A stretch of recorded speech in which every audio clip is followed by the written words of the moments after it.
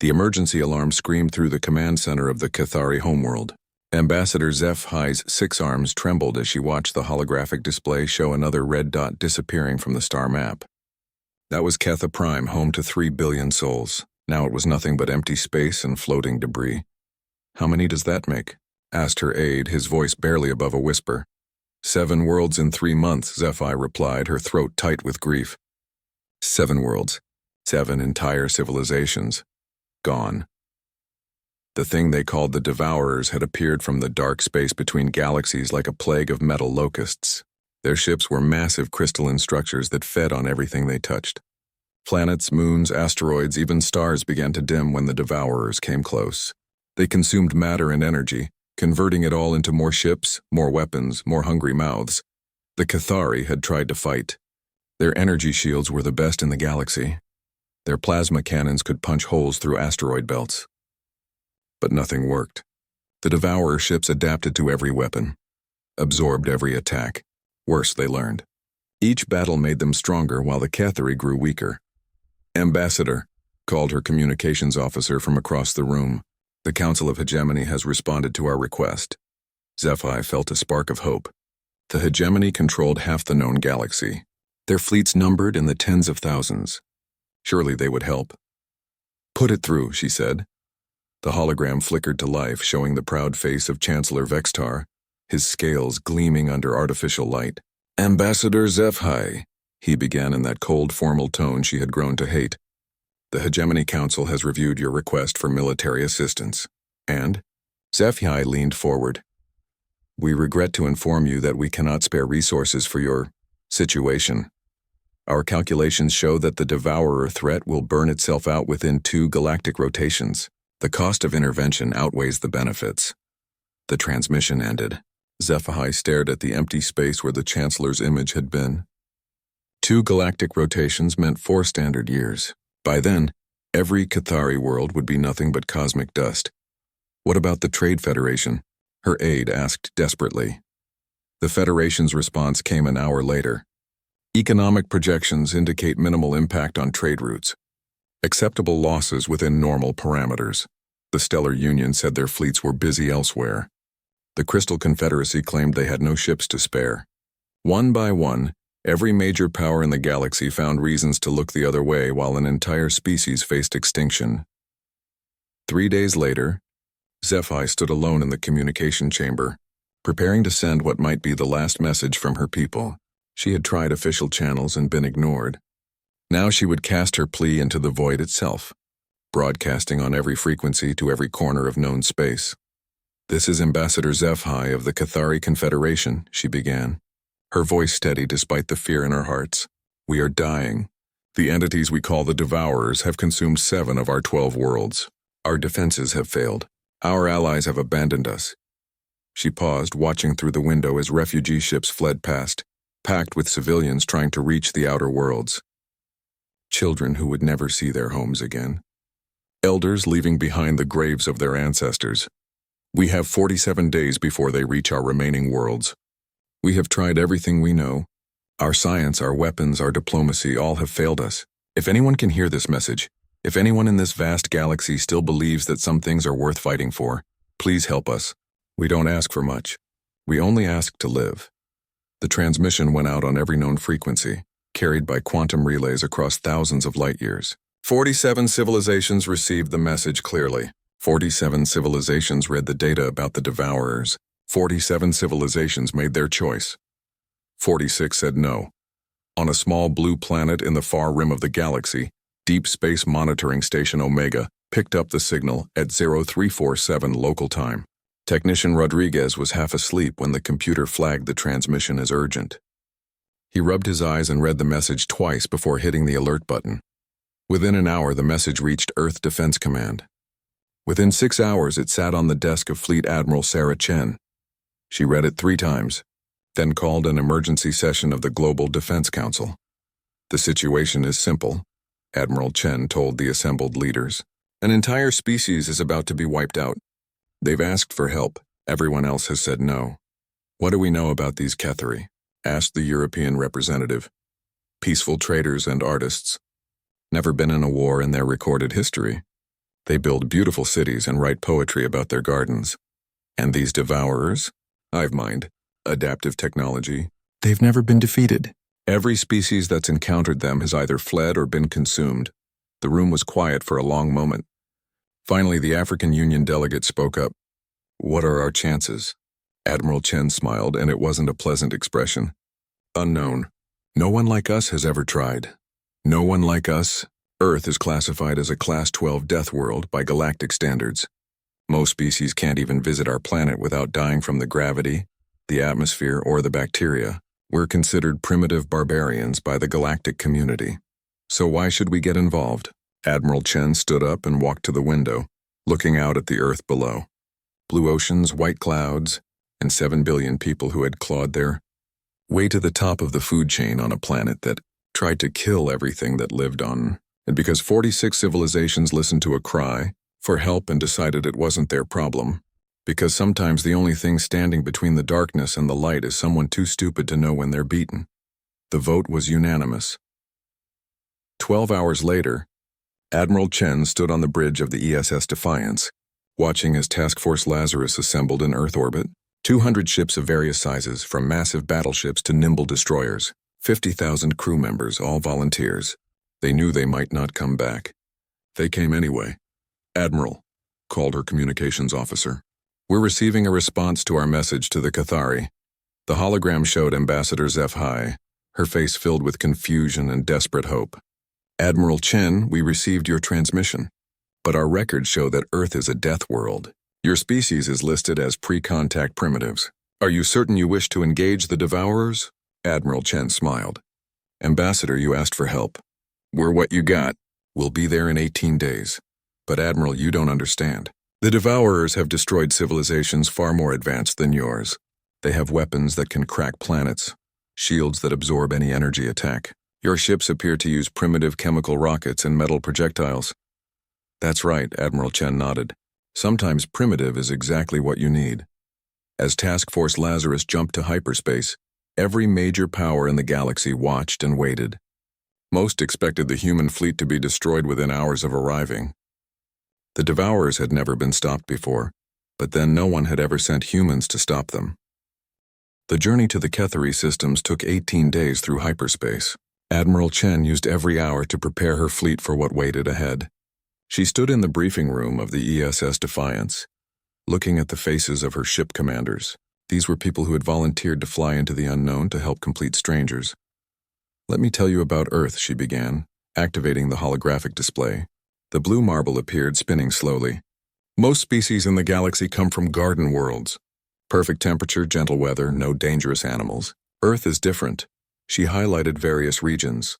Australia, where half the animals are venomous and the other half are trying to eat you. The Amazon, where the plants try to kill you and the insects carry diseases. Siberia, where the cold can freeze your blood solid. The deep ocean, where creatures live in crushing darkness under pressure that would flatten most alien ships.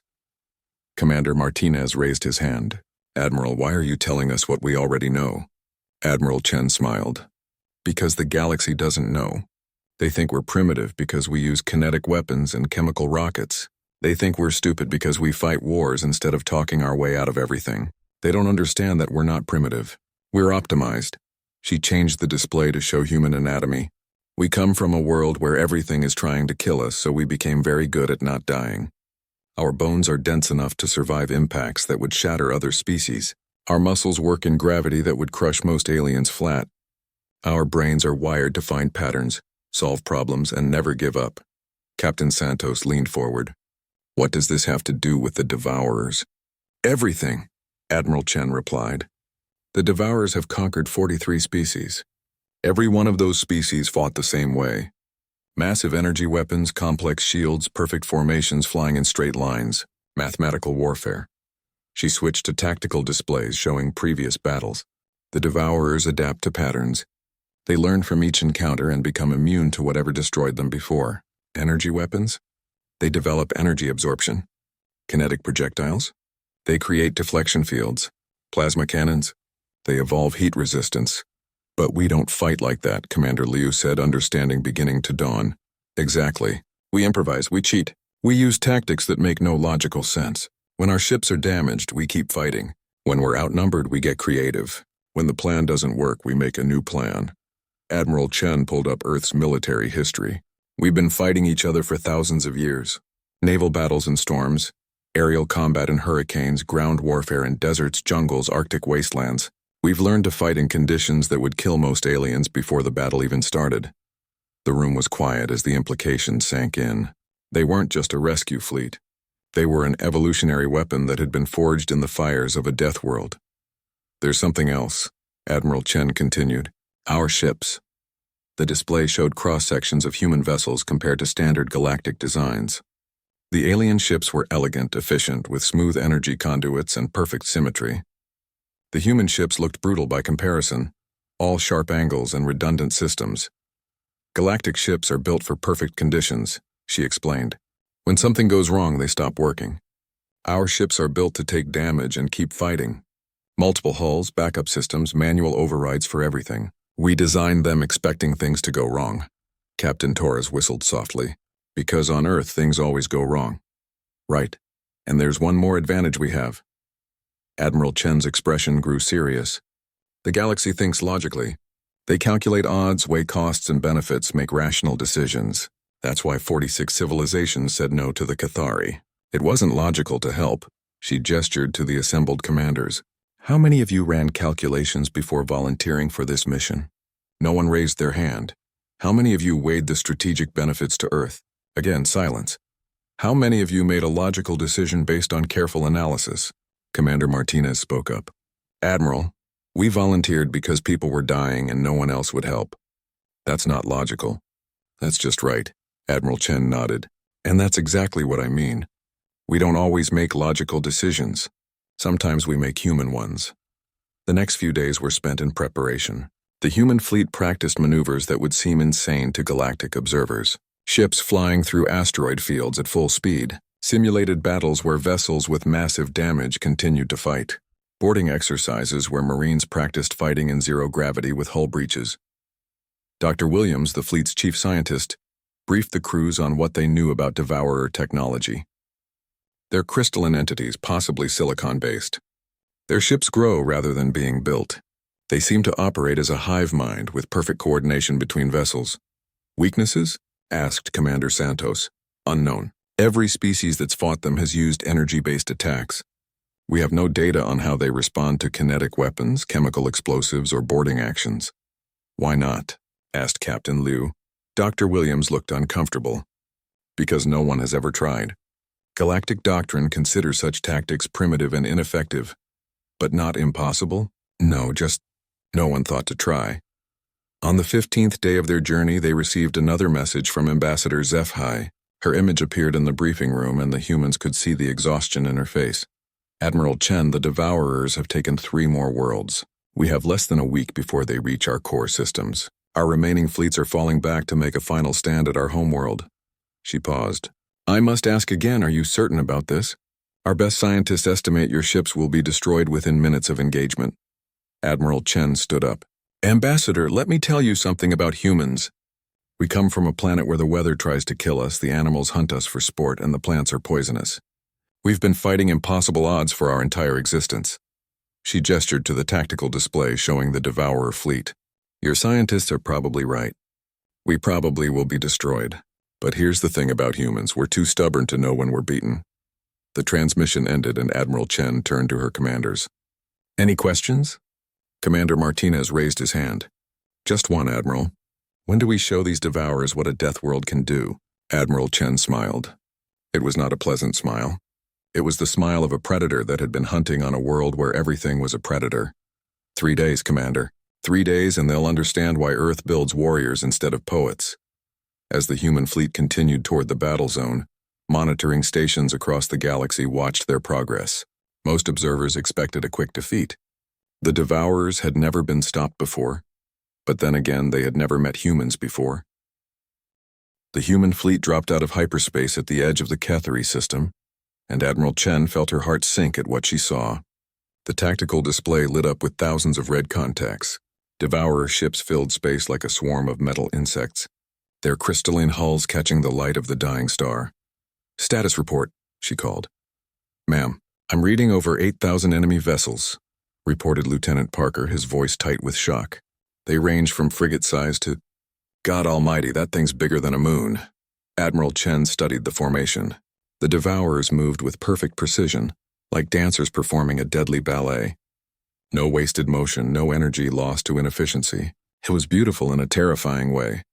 What's left of the Cathari fleet? She asked.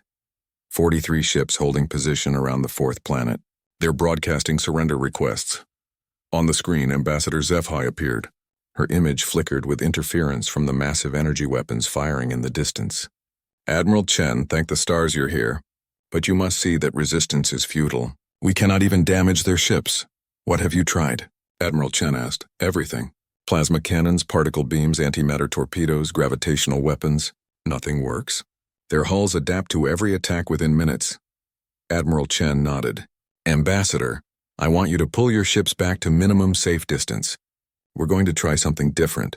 Different how? We're going to show them what happens when you threaten humanity's friends. The human fleet spread out in a formation that would have horrified any galactic military academy. No neat lines, no mathematical precision. The ships moved like a pack of wolves, each vessel maintaining just enough distance to avoid collision while staying close enough to support each other. All ships, Admiral Chen broadcast. Remember what we talked about. No energy weapons until I give the word. Kinetics only. And remember, when things go wrong, we adapt. Captain Santos aboard the ESS Vengeance was the first to engage. Her destroyer screamed toward the Devourer formation at maximum acceleration. Her crew pressed into their seats by forces that would have killed most aliens. Target locked, called her weapons officer. Fire everything, Santos commanded. The Vengeance unleashed a storm of metal, railgun slugs moving at significant fractions of light speed, nuclear-tipped missiles with chemical drives, old-fashioned tungsten penetrators fired from magnetic accelerators, weapons that most of the galaxy considered primitive and obsolete. The Devourer ships reacted with mechanical precision, raising energy shields and deploying defensive fields.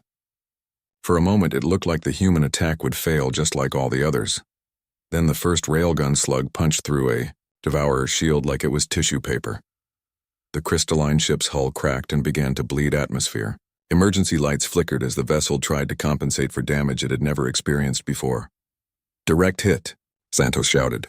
The bastard's hurt. Across the battlefield, similar scenes played out as the human fleet engaged. The Devourer's perfect defenses, designed to stop energy weapons, were useless against chunks of metal moving at tremendous speed. But the Devourers learned quickly. Within minutes, magnetic fields appeared around their ships, designed to deflect the human projectiles. They're adapting, reported Commander Liu. My next volley did minimal damage. Admiral Chen smiled grimly. Then it's time for Lesson 2. All ships begin evasive maneuvers. Pattern Chaos 7. The human fleet suddenly stopped fighting like a fleet and started fighting like individuals. Ships broke formation and scattered, each vessel choosing its own path through the battle. Some dove toward the enemy at suicidal angles. Others used the gravity of nearby asteroids to slingshot around obstacles. A few ships actually shut down their engines and drifted, becoming invisible to the Devourer targeting systems. The enemy formation, built for mathematical precision, began to falter. Their hive mind could calculate perfect responses to organized attacks.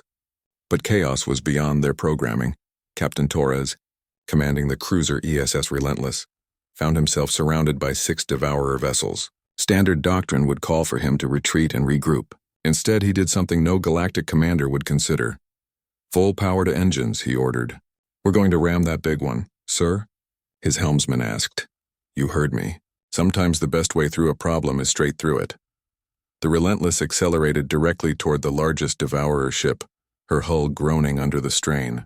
The enemy vessels fired everything they had, but Torres had learned something from the previous engagements. He spun his ship like a drill bit, presenting different angles to the enemy weapons and making it impossible for them to achieve a killing hit. At the last second, he fired his main guns point-blank into the Devourer's hull, then reversed engines and used the explosion to boost away from the crippled enemy ship. Torres, that was insane. Admiral Chen's voice crackled over the comm. Thank you, ma'am. Torres replied cheerfully. Should I do it again? Meanwhile, Commander Martinez was discovering another advantage of human engineering. His ship, the ESS Defiant, had taken massive damage. Half his hull was gone, life support was failing, and most of his weapons were offline. Any galactic ship would have been considered destroyed, but human ships were built by people who expected everything to go wrong. Emergency power to remaining weapons, Martinez ordered. Seal off the damaged sections and keep fighting. Sir, we're venting atmosphere and the hull is cracking. Then we'll fight in environment suits if we have to. The devourers had never encountered anything like it. Their perfect calculations couldn't account for ships that continued to fight while falling apart, crews that laughed while dying, or tactics that seemed to have no logic at all. But the humans were taking losses too. The ESS Courage took a direct hit from a devourer energy weapon and simply vanished in a flash of light. The ESS Freedom lost her engines and drifted helplessly until a devourer ship consumed her hull. Admiral Chen watched her fleet, dying, and felt the cold rage that had made humans the apex predators of Earth. These crystalline monsters thought they could just take what they wanted, destroy entire civilizations, and no one would stop them. They were about to learn why that was a mistake. All ships, she broadcast. Time to show them what we learned from our ancestors. Pattern Berserker. The surviving human ships formed up into a wedge formation and charged straight at the heart of the Devourer fleet. No fancy maneuvers, no tactical cleverness. Just pure, focused aggression backed by the fury of a species that had climbed to the top of a Deathworld's food chain. The Cathari, watching from their safe distance, could hardly believe what they were seeing. They're not retreating, Ambassador Zephi whispered. They're outnumbered 100 to 1 and they're attacking. Admiral, her aide said quietly, I'm reading massive damage to the human fleet. Why don't they withdraw? Zephi studied the tactical display, trying to understand these strange creatures who had come to help her people. I don't think they know how, she said finally. I don't think withdrawal is in their nature. The battle raged for 6 hours. When it was over, the Devourer formation was broken and retreating. They had lost over 3,000 ships to the humans' 200, but more importantly, they had lost something else. For the first time in their existence, the Devourers had encountered an enemy they couldn't understand, couldn't predict, and couldn't adapt to fast enough. As the enemy fleet withdrew to regroup, Admiral Chen looked at what remained of her force. 67 ships, most of them damaged, crewed by people who should have been dead, but were somehow still fighting. Admiral, called her communications officer, the Cathari are requesting permission to come aboard. Granted, Chen replied. I think it's time they met some real Deathworlders. Ambassador Zephi stepped aboard the ESS Defiance and immediately felt wrong. The gravity was crushing, like walking through thick liquid. The air burned her lungs with its oxygen content. Even the lighting was harsh and bright, designed for creatures with different eyes. But it was the humans themselves that truly shocked her. Admiral Chen stood in the damaged briefing room, her uniform torn and bloodstained, a bandage covering one side of her face. Around her stood the surviving ship commanders, and Zephi could see that every one of them bore the marks of battle. Burns, cuts, exhaustion written in every line of their faces, yet they were smiling. Welcome aboard, Ambassador, Admiral Chen said. Sorry about the mess. We've been a bit busy. Zephi looked around the room. Exposed wiring hung from the ceiling. Scorch marks decorated the walls. Through a cracked viewport, she could see space filled with debris from the battle. Admiral, your casualties, she began. Were acceptable, Chen replied firmly. We knew the cost when we came here. The question is, are you ready to fight? Fight? But Admiral, we tried to fight. Our weapons are useless against them. Captain Santos stepped forward, her left arm in a sling. Ambassador, can I ask you something? What did your people do before the Devourers came? We were artists, poets, philosophers. We built beautiful cities and created works of art that lasted for millennia. And that's wonderful, Santos said. But have you ever had to fight for your survival? Zephi's 4 eyes blinked in confusion. Fight? Why would we fight? We solved disputes through discussion and compromise. The humans exchanged glances. Commander Martinez spoke up. Ambassador, with respect, the Devourers don't want to discuss anything. They want to eat your planets. You can't negotiate with something that sees you as food. But what else can we do? Your ships are magnificent warriors, but even you cannot stand against their full fleet. Admiral Chen activated the holographic display. It showed the Devourer forces regrouping at the edge of the system. Their numbers still overwhelming despite their losses. You're right, Chen admitted. In a straight fight, we'll lose. They have too many ships and they're learning from each encounter. By tomorrow, they'll have adapted to our kinetic weapons. HFY felt her heart sinking. Then it's hopeless. No, Chen said with that predatory smile. It just means we have to get creative. Over the next several hours, the humans did something that amazed the Cathari. Instead of planning a defensive action or preparing to retreat, they began planning an attack that seemed completely insane. We're going to board their ships, Commander Torres explained, his left eye swollen shut from his earlier ramming attack. Board them? HFY gasped. But that's impossible. Their hulls are crystalline. They regenerate damage, and even if you could get inside, the atmosphere is corrosive to most life forms. Most life forms, Captain Santos agreed. But we're from a planet where the rain is acid and the air tries to poison us. Our Marines train in active volcanoes and underwater caves. Corrosive atmosphere is just Tuesday for us. The plan they outlined was unlike anything in galactic military doctrine. Small teams of humans would use their damaged ships as delivery vehicles, ramming directly into devourer hulls. The Marines would then fight their way to the enemy ship's control centers and plant explosives. The beauty of it, explained Lieutenant Commander Jackson Torres, the fleet's Marine commander, is that they won't expect it. Every species they've fought uses long-range weapons and perfect formations. Nobody's ever just walked up and punched them in the face. HFY watched in fascination as the humans prepared for their mission. The Marines tested their equipment in conditions that would kill most galactic species. They practiced fighting in zero gravity with hull breaches, simulated combat in toxic atmospheres, and rehearsed boarding actions while their transport ship was under fire. Don't you fear death? She asked Commander Torres as he checked his armor. Torres looked at her with surprise. Of course we do. Fear keeps you alive, but fear doesn't stop you from doing what needs to be done. I don't understand. If you're afraid, why not retreat? Because people are counting on us, Torres said simply. You're people. And when someone's counting on us, we don't give up. That's just who we are. The attack began at dawn, ship time. The Devourer fleet had formed a new defensive pattern, designed to counter the human kinetic weapons. Energy shields pulsed in synchronized waves, creating overlapping fields that could deflect projectiles. Looks like they learned from yesterday, observed Captain Liu. Good, replied Admiral Chen. Time to teach them something new. The human fleet charged again, but this time they weren't trying to win a space battle. They were trying to deliver a message, written in explosives and sealed with human determination. Captain Santos piloted her badly damaged destroyer directly at the largest Devourer vessel, her ship groaning and sparking as enemy fire tore through her remaining armor. Hull breach on decks 3 through 7, reported her damage control officer. Emergency bulkheads holding? Barely. Then we keep flying, Santos said grimly. Marines, prepare for boarding action. The Vengeance slammed into the Devourer ship's hull like a guided missile. The crystalline armor cracked and shattered, creating a breach that the Marine teams could exploit. Before the enemy ship could regenerate its damage, 30 humans in powered armor were inside its hull. What they found inside defied description.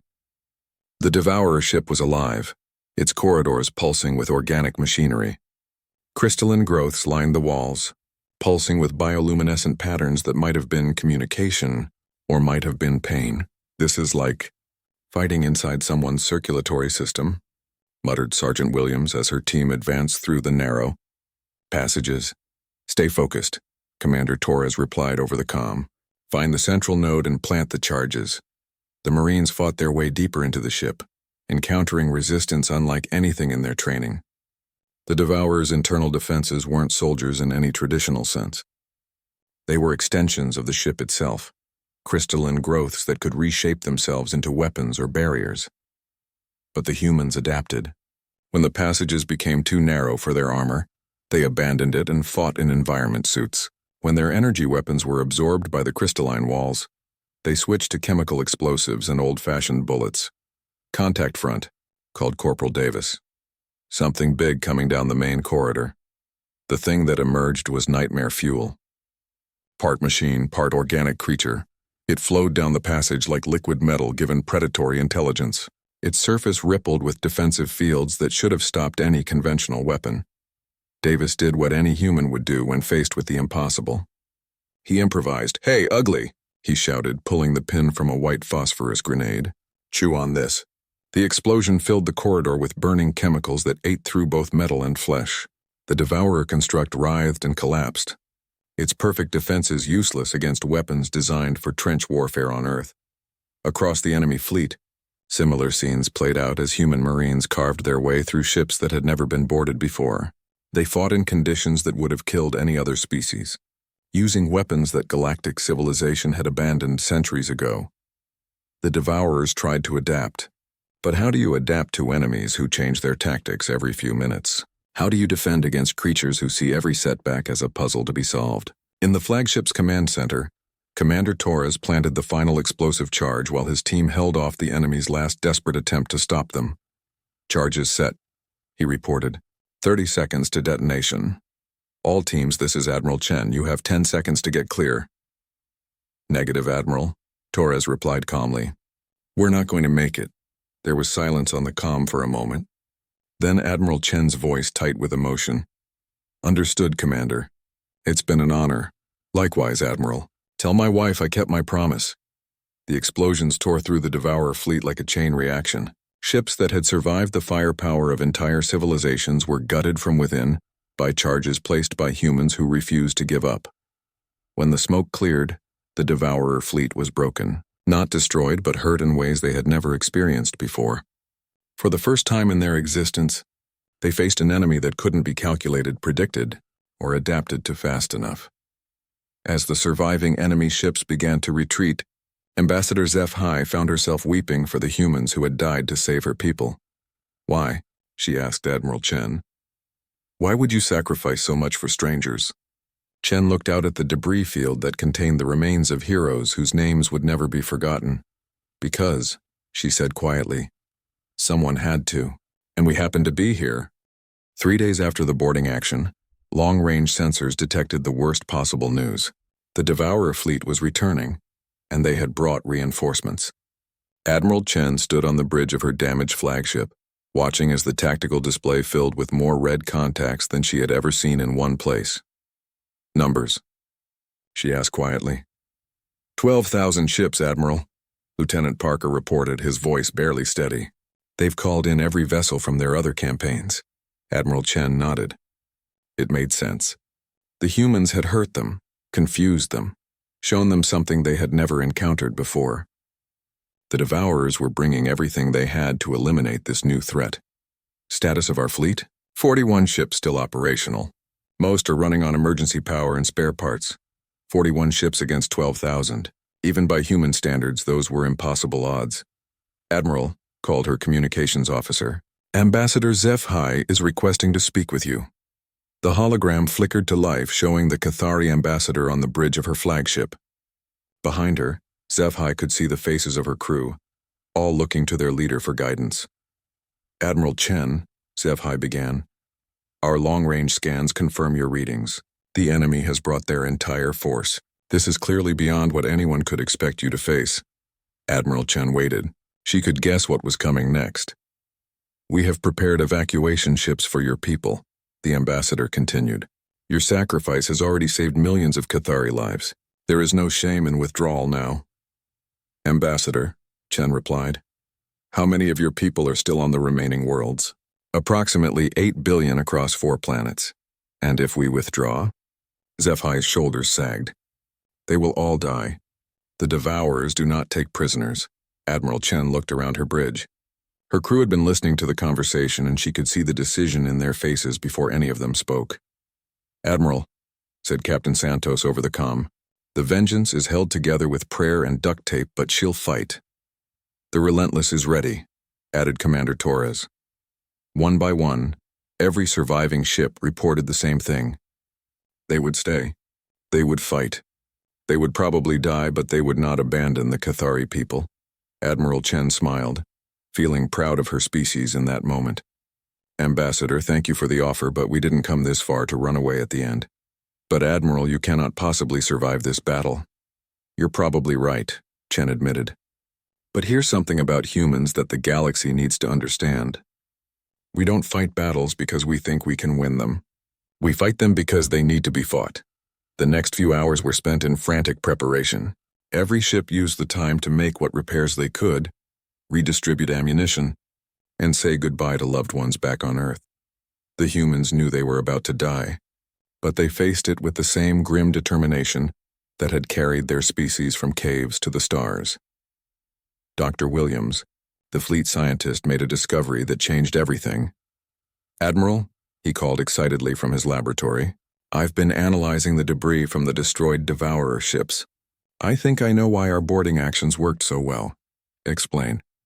"Their hive mind isn't just psychological. It's quantum-based, using entangled particles to maintain instantaneous communication across their fleet. But there's a weakness." Chen leaned forward.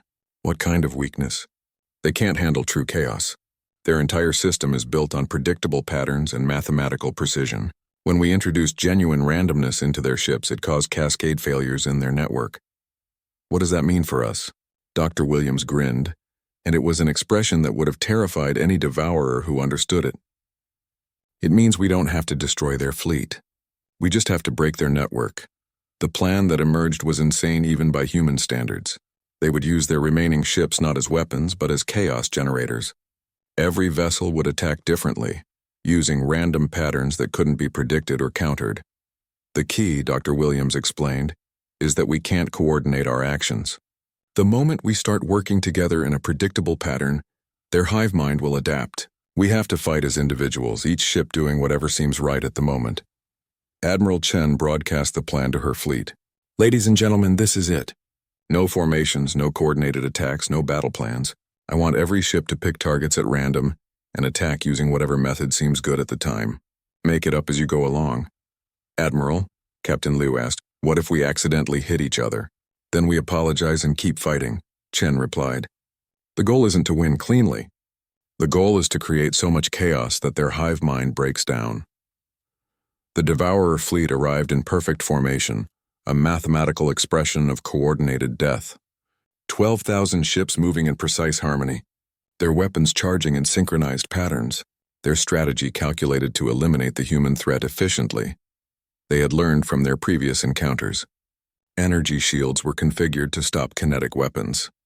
Defensive formations were designed to prevent boarding actions. Every lesson from their defeats had been incorporated into their new tactics. What they hadn't expected was what actually happened.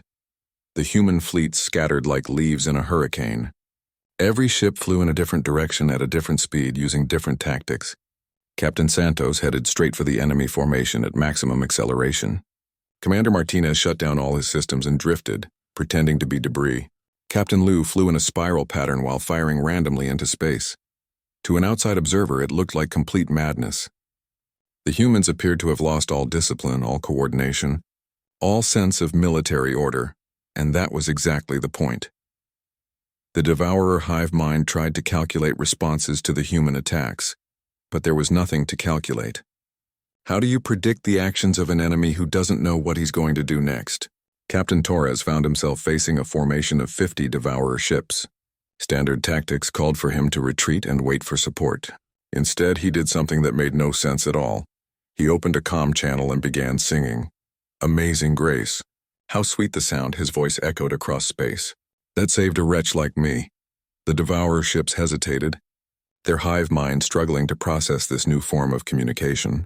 In that moment of confusion, Torres fired every weapon he had and then rammed the nearest enemy vessel while still singing. Across the battlefield, similar acts of beautiful insanity played out. Commander Davis flew his ship backwards while firing missiles in every direction. Captain Rodriguez used his ship's external lights to flash what appeared to be random signals, but was actually an ancient human Morse code message. "Remember the Alamo." The devourer formation began to break down. Ships that had moved in perfect coordination for millions of years suddenly couldn't predict where their own allies would be in the next second.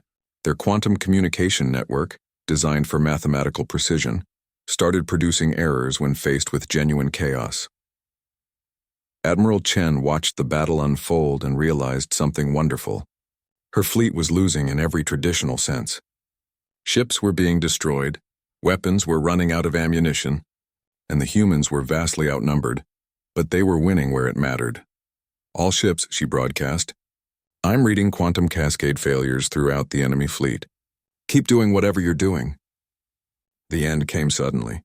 Captain Santos, her ship held together by determination and emergency patches, made one final run at the Devourer command vessel. Her engines were failing, her weapons were empty, and her hull was more whole than metal. As she approached the massive enemy ship, she activated her self-destruct sequence and opened all comm channels. "This is for Earth," she said clearly, "and for people we've never met who deserved better than to die alone." The explosion wasn't just physical. The quantum resonance from her ship's destruction at the exact center of the Devourer formation sent a feedback pulse through their entire network. 12,000 ships, all linked by quantum entanglement, suddenly experienced the same system failure at the same instant. The hive mind shattered like crystal struck by a hammer. Across space, Devourer ships began to drift as their controlling intelligence fragmented into billions of confused fragments. Some vessels fled in random directions, others simply stopped moving. A few began attacking their own allies as their programming broke down completely. When the chaos finally settled, the Devourer threat was over. Not destroyed but broken beyond repair, their perfect unity had become their fatal weakness when faced with an enemy that embodied chaos. Of the 41 human ships that had entered the battle, only 7 remained. Of the 50,000 humans who had left Earth, fewer than 12,000 survived. As rescue ships from across the galaxy arrived to witness the impossible, Admiral Chen stood on her shattered bridge and looked out at the stars. The Cathari were safe. An entire species would continue to exist because humans had decided that was worth dying for. "Admiral," called Ambassador HFY over the comm, "how can we ever repay such a debt?" Chen smiled, thinking of all the humans who would never see Earth again. "Just remember us, Ambassador. Remember that when the galaxy needed heroes, they came from a little blue planet where everything tries to kill you.